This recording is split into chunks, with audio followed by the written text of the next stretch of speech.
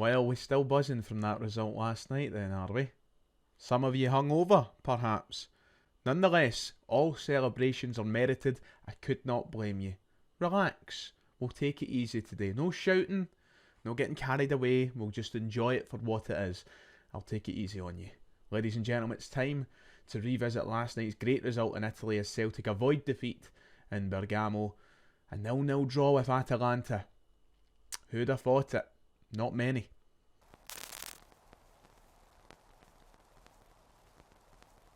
If you haven't already, please make sure to hit like and subscribe. It would be much appreciated. We're trying to get towards 50,000 subscribers on the channel by the end of the year. Let's see how close we can get with a couple of months to go.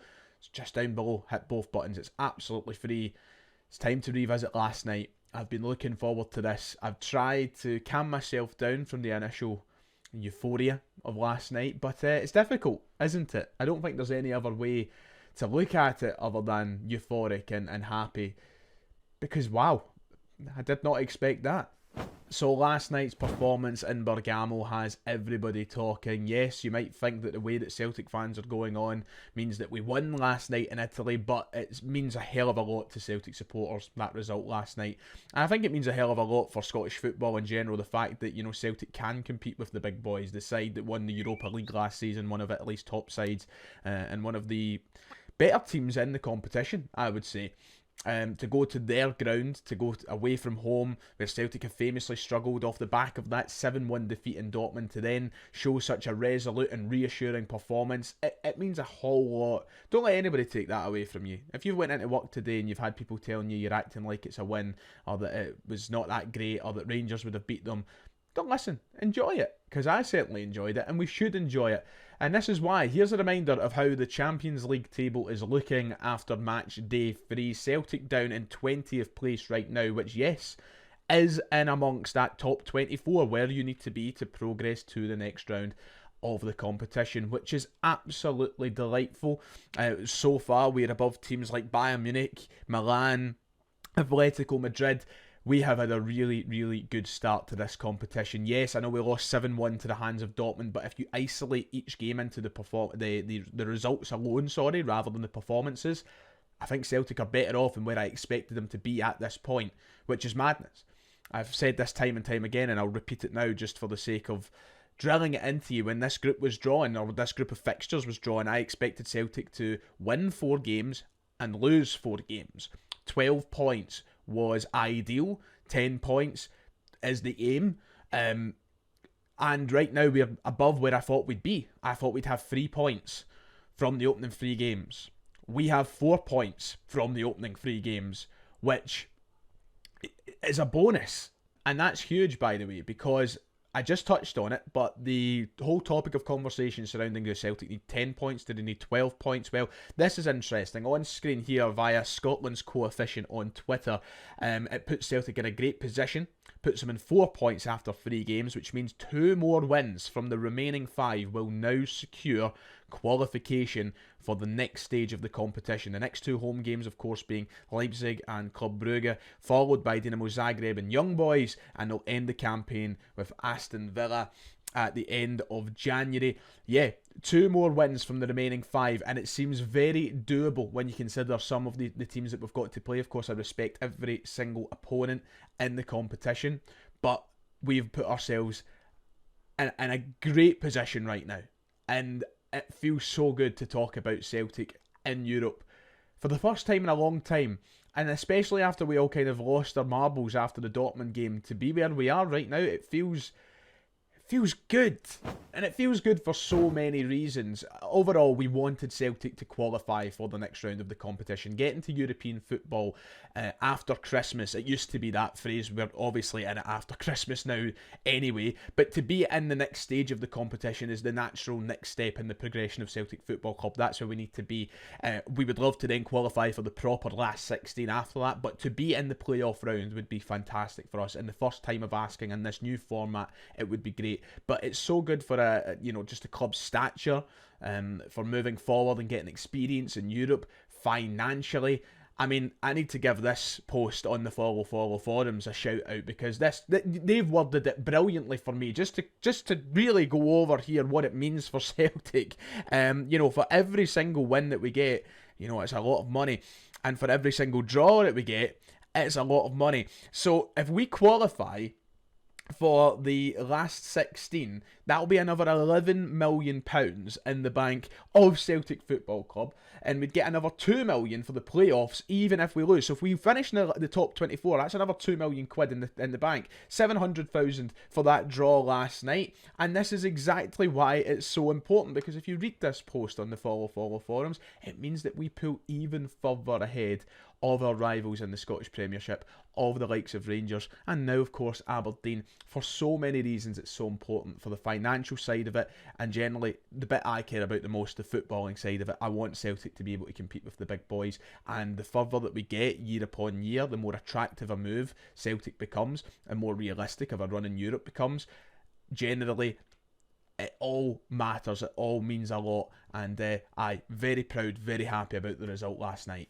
And I tell you one man who's very proud and very happy about the performance last night, none other than the manager himself, Brendan Rodgers, who I need to talk about today, and I need to give him a hell of a lot of credit. He played us all like a fiddle, and especially the media.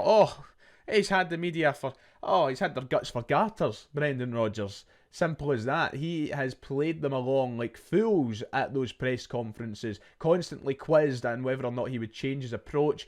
He said he wouldn't, and he did. Let me take you back to following the Dortmund game. These were the headlines, that Rodgers said he wouldn't change his approach. The media saying that it was stupid, that it shouldn't have happened. A lot of Celtic fans saying it was stupid, that it should have happened. He was quizzed a lot about adapting to suit European football, and that he wasn't being pragmatic enough. Well, this was Brendan Rodgers speaking after the game last night, saying that, well, I'm not sure whether that was pragmatic enough for people tonight. I don't know. You are the king. I love it. I absolutely love it. And I said that in the stream before the game last night. If you believe that Brendan Rodgers wasn't going to make certain changes to how we played, you're a fool. Of course he will. Of course he knows he needs to, and he's too much of an egomaniac to allow himself to be embarrassed away from home in Europe again, and there was a real risk of that last night. But what's even more interesting is it's not like he necessarily changed everything about how we play. We just played an Atalanta side who forced us into looking a certain way as well. I said it in my pre-match live stream. Celtic away from home in Europe aren't in total need of a renovation that sees us playing park the bus, Catenaccio type football, where we have 10 men behind the ball and we're just defend. That's not what we're calling for. Brendan Rodgers just had to tweak certain things that stops us from being so open, that covers areas where we're often left exposed. He just needs to make some tweaks in the tactics and the system to make sure that we don't, suffer chance after chance, which leads to goal after goal. And he done that last night, while also trying still to play football. The thing is, Atalanta pushed us so high up the park, they were constantly winning the ball back in high areas, they were so aggressive, that it was making Celtic look like we were going for that sort of approach, when we were actually trying to get out and play football. But what ultimately did happen was Rodgers changed. Rodgers done what he has to do to get these results in Europe. Because he's a smart man, because he's a really good manager, and it's almost as if I've been saying that week after week after week for the past 2 years. You've got to trust him, and just because he says one thing in the media doesn't mean you necessarily need to bite into it.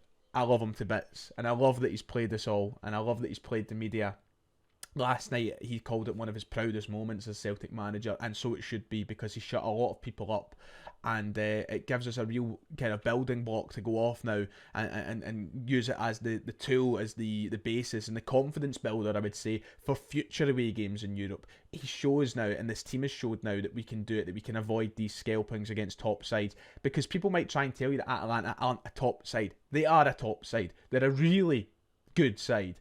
And last night, we done the business. So, I love it. I've got to give a huge shout out to the defence, the whole back four last night, because I thought all four of them were absolutely brilliant. And I was obviously waxing lyrical about them on the match reaction video. I mean, Christ, I was about to start a live stream of love for Austin Trusty, the way that I was going on about him. But honestly, just unbelievable. All four of them deserve credit, but especially the two centre halves, Austin Trusty and Liam Scales, who I thought had a brilliant game together, showed a real mature partnership, one that's obviously been building game upon game. And a lot of people doubted them, and especially Trusty.